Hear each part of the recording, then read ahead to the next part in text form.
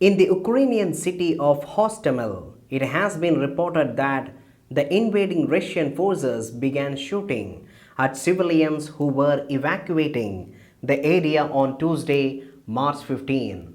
Report says that the first 10 buses of evacuees safely left the town when Russians opened fire on the next 4 buses. One woman was killed and 2 men were injured as a result of the attack. This information was also tweeted by the news organization Kyiv Independent. At least 3 powerful explosions have been heard in Kyiv on Tuesday, March 15, reported AFP journalists in the city. The causes of the explosions have not yet been ascertained. A journalist also saw a column of smoke rising in the distance but was unable to get there due to night curfew. Russian forces also stepped up strikes overnight on the northwest suburbs of Irpin, Hostomel, and Busha, the head of the Kyiv region said on Ukrainian television. The International Court of Justice will deliver its order on Ukraine's application against Russia alleging genocide on March 16 at 4 p.m. Meanwhile, the Mariupol City Council confirmed that approximately 2,357 people have died in the city as a result of the war as of March 14, and that all other estimates are false.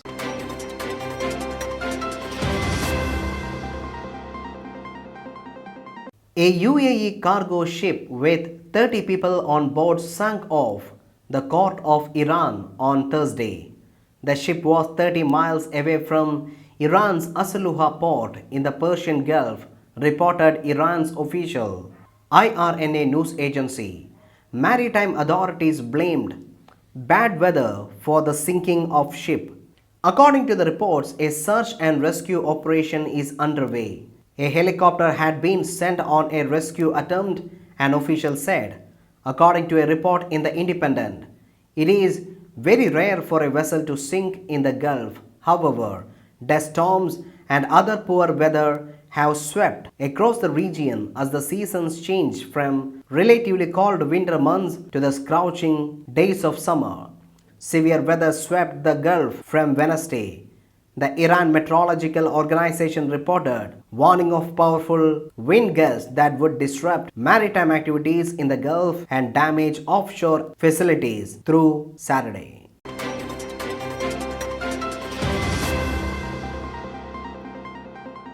The United Nations Security Council voted on Thursday to secure a formal presence in Taliban-governed Afghanistan as per a report by AFP news agency. Taliban's rule in Afghanistan is yet to receive widespread international recognition following its overtake of the nation in August last year. On Thursday, the UNSC approved a resolution that spells out the new one-year mandate of the UN political mission in Afghanistan, which it said was crucial to peace in the country. The resolution includes several strands of cooperation on the humanitarian, political, and human rights fronts. The vote was 14 in favor, with Russia abstaining. This new mandate for UNAMA, the UN mission to Afghanistan, is crucial not only to respond to the immediate humanitarian and economic crisis, but also to reach out overarching goal of peace and stability in Afghanistan. Norwegian UN Ambassador Mona Juul, whose country drafted the resolution, was quoted as saying by AFP after the vote. The Council gives a clear message with this new mandate. UNAMA has a crucial role to play in promoting peace and stability in Afghanistan and to support the Afghan people as they face unprecedented challenges and uncertainty, Mona Juul said.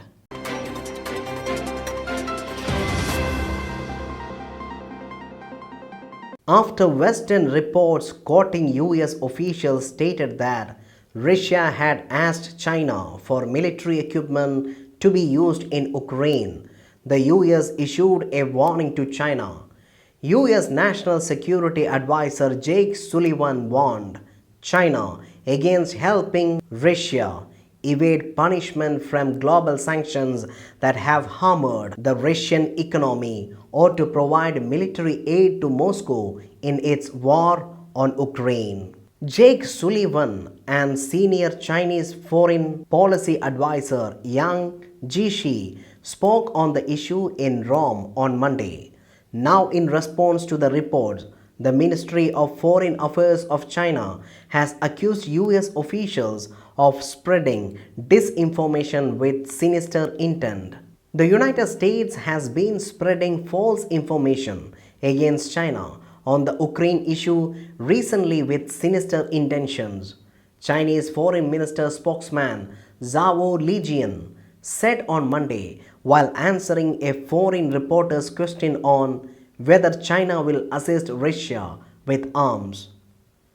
China's position on Ukraine issue is consistent and clear, and we have always played a constructive role in persuading peace and promoting talks, he added. On Monday, Russia said it does not need China's help.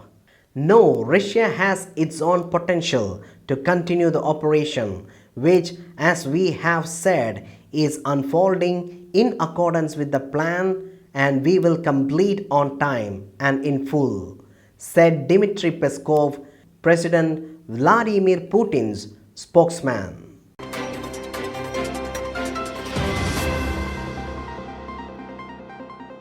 Ukraine President Volodymyr Zelensky on Wednesday implored Ukrainians around the world to stop all trades with Russia. The message in Zelensky's tweets is clear. The price for this war against Ukraine must be extremely painful for Russia. Zelensky further extended the call to the supporters of Ukraine, saying, "This pressure is a task for all Ukrainians at home and abroad, as well as for all friends and partners of our country. Everyone in the world must take a moral stand." Zelensky also asked Ukrainians around the world to contact politicians, talk to journalists, put pressure on business to leave Russian market so that their dollars and euros aren't paid for our blood. In a video addressed to the Canadian Parliament, Zelensky said the Russian war on his country is designed to annihilate Ukraine and subjugate its people. He thanked Canada for its humanitarian and military support and called the country a steadfast ally. He urged Prime Minister Justin Trudeau and lawmakers for help in enacting a no-fly zone over Ukraine. For Zelensky, allies expressing their concern is not enough while there are civilian casualties across the country.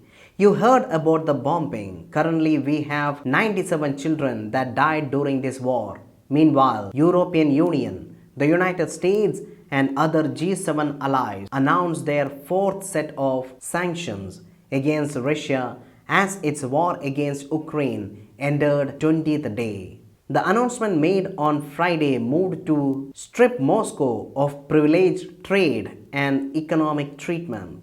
With the recent sanctions, the EU has now applied restrictions on 862 Russian individuals and 53 entities.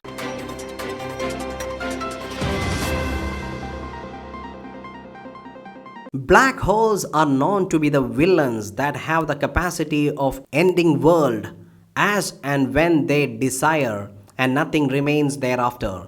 This time it had set its eyes on the world of physics itself. A theory around black holes laid out by Stephen Hawking could have turned the world of physics upside down, as it questioned the two pillars on which most of our understanding of the universe rests: the theory of relativity and quantum mechanics. One said nothing can escape a black hole. Another, based on principles of thermodynamics, states that energy cannot be destroyed, and if something goes into a black hole, there has to be some information about it. Scientists now claim to have solved this information paradox and say that these objects are more complex than originally understood. Black holes have a gravitational field that at the quantum level encodes information about how they were formed. A black hole is formed from the death of a star with such a high gravitational field that matter gets squeezed into small space under it, trapping the light of the dead star. The gravity is so strong due to the matter being squeezed into a tiny space. Since no light can get out, people can't see black holes. They are invisible.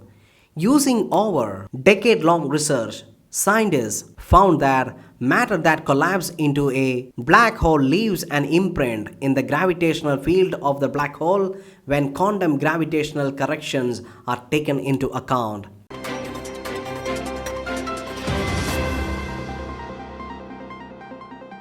Kosovo's president on Wednesday asked US President Joe Biden to help Kosovo become a NATO member at a time that Russia is making efforts to destabilize the Balkans.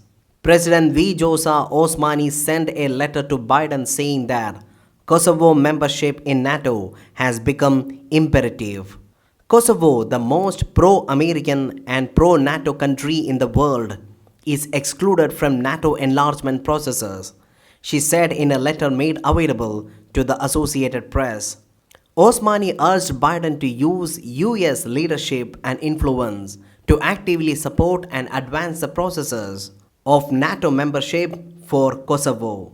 While the world's eyes are focused on devastating war in Ukraine, Osmani said that we must not lose sight of the fragile situation we face in the Balkans. We are exposed to persistent efforts by Russia to undermine Kosovo and destabilize the entire Western Balkans, she wrote.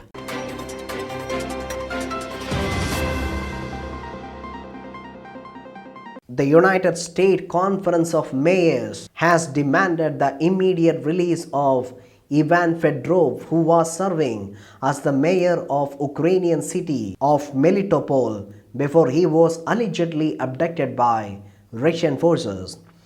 In a statement, the US Conference of Mayors said, "We emphasize the inadmissibility of Russia's terrorist actions and the unity of mayors of the United States in support of Ukraine and the leaders of Ukrainian cities."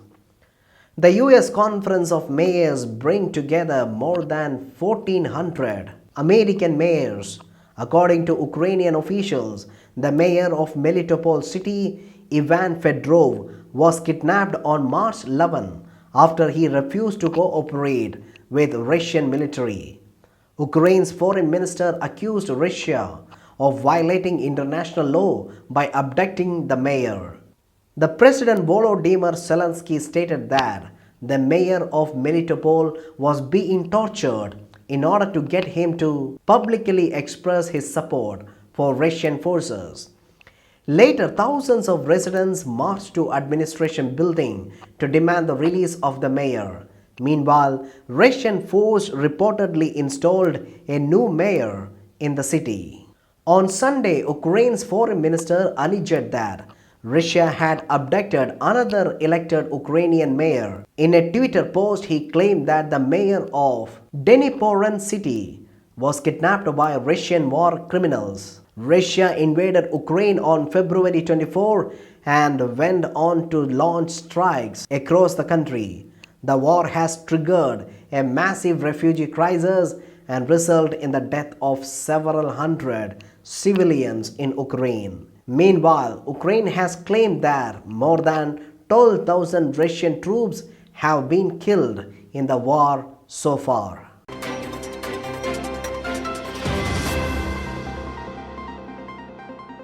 The pandemic added 4.7 million more people to Southeast Asia's most extreme poor in 2021, reversing gains made in fighting poverty, the Asian Development Bank ADB said on Wednesday, while urging governments to take steps to boost economic growth. The number of people in extreme poverty defined as those living on less than $1.9 a day was 24.3 million last year, or 3.7% of Southeast Asia's collective 650 million population, the ADB said in a report.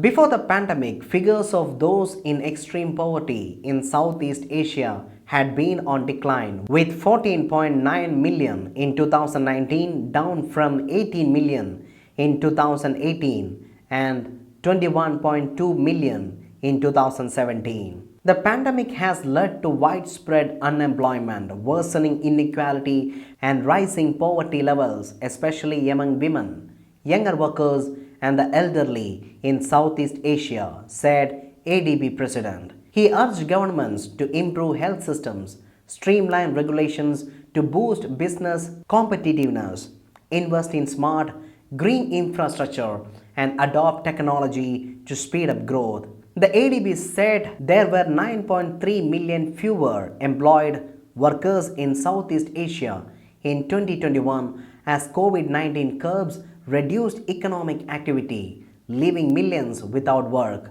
Its 2021 growth forecast for Southeast Asia was 3%. The region was projected to grow 5.1% this year, but the Omicron COVID-19 variant could cut its growth outlook by as much as 0.8 percentage points if it spreads further and triggers supply and demand shocks, the ADB said. The 2022 projection has yet to take into account the economic impact of Russia's invasion of Ukraine.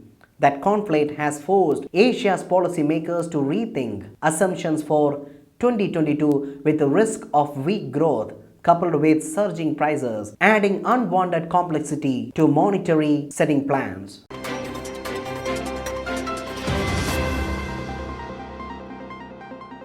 Here is the breakup of where the refugees leaving Ukraine have gone. Poland, over 1.2 million people. Hungary, over 1,91,000. Slovakia, 1,40,000. Russia, 9,900. Moldova, 82,000. It was further reported that on March 7 alone, over 1.7 million of Ukraine's citizens had fled the war. News agency AP reported that children represented around half of the more than 2 million people that fled Ukraine. The UN Refugee Agency has called this the fastest growing refugee crisis in Europe since World War II. The World Health Organization also warned that the mass exodus has increased the threat of a regional health catastrophe. This comes on the top of huge death and destruction toll in Ukraine. News agency Reuters reported that more than 1.5 million refugees fled Ukraine and crossed over into neighboring countries as of March 6. Over 1 million refugees from Ukraine have arrived in Poland, said Polish border guards on Sunday. Meanwhile, as per report by AP, the US House of Representatives have approved a spending bill that would rush a massive $13.6 billion in aid to Ukraine and its European allies.